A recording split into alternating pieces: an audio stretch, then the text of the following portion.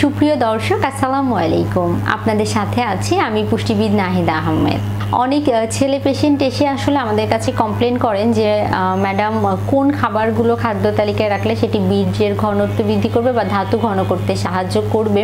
তো আজকে আমি আমার দর্শকদের উদ্দেশ্যে সেই বিষয়টি নিয়ে কথা বলার চেষ্টা করব, কেননা মানুষ হিসাবে আমাদের বংশ বৃদ্ধি করা একটি অন্যতম কাজ। তো সেই ক্ষেত্রে বীর্যের ঘনত্বটা ঠিক থাকা খুব বেশি গুরুত্বপূর্ণ ভূমিকা পালন করে থাকে এই ক্ষেত্রে।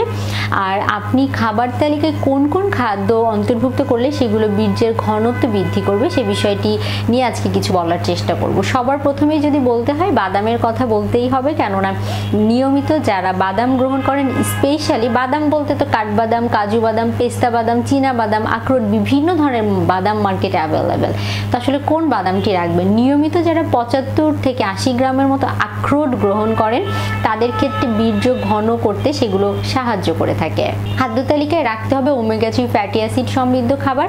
ওমেগা 3 ফ্যাটি অ্যাসিড আমরা বাদাম থেকেও পেয়ে যাই, পাশাপাশি কিন্তু বিভিন্ন ধরনের বিচি, যেমন মিষ্টি কুমড়ার বিচি, তারপরে ফ্ল্যাক্সিড, চিয়া সিড, এছাড়াও দেখা যায় যে মার্কেটে বিভিন্ন ধরনের সূর্যমুখী বিচি, বিভিন্ন বিচি জাতীয় খাবার অন্তর্ভুক্ত যদি আপনি খাদ্য তালিকায় করেন সেগুলো কিন্তু আপনার বীর্যের ঘনত্ব বৃদ্ধি করতে সাহায্য করবে। পাশাপাশি সপ্তাহে একদিন সামুদ্রিক মাছ রাখার চেষ্টা করবেন। সামুদ্রিক মাছও কিন্তু আপনার খুব ভালো ওমেগা 3 ফ্যাটি অ্যাসিডের রিকোয়ারমেন্ট ফুলফিল করতে সাহায্য করে থাকে। এরপরে বলবো, নিয়মিত আপনি রাখার চেষ্টা করবেন খাদ্য তালিকায় বিভিন্ন ধরনের ফলমূল, শাকসবজি, যেগুলো অ্যান্টিঅক্সিডেন্টের চমৎকার উৎস, রোগ প্রতিরোধ ক্ষমতা বৃদ্ধি করতে সেগুলো সাহায্য করে থাকে।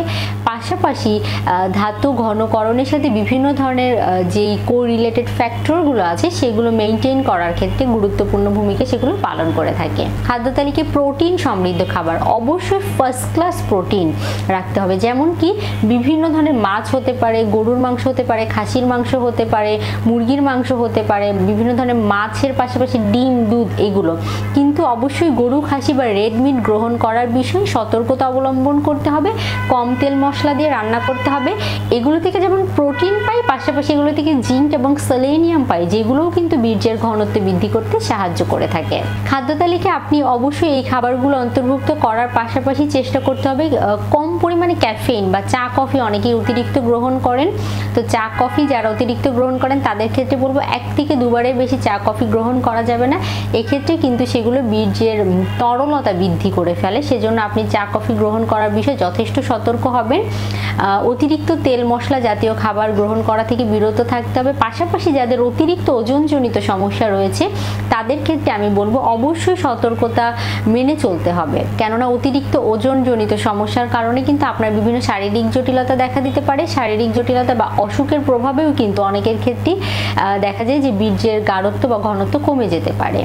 আর খাদ্য তালিকায় যেসব খাবারের কথা বললাম, পাশাপাশি কাঁচা রসুন রাখতে পারেন, মধু রাখতে পারেন, কালো জিরা রাখতে পারেন, আর অবশ্যই খেজুরও রাখতে পারেন। এগুলো যেমন যৌন ক্ষমতা বৃদ্ধি করতে সাহায্য করে, পাশাপাশি কিন্তু এগুলো আপনার বীর্যের ঘনত্ব বা গাঢ়ত্ব বৃদ্ধি করতেও কার্যকর ভূমিকা পালন করে থাকে। এতক্ষণ পর্যন্ত আমাদের সাথে থাকলেন সেজন্য অসংখ্য ধন্যবাদ।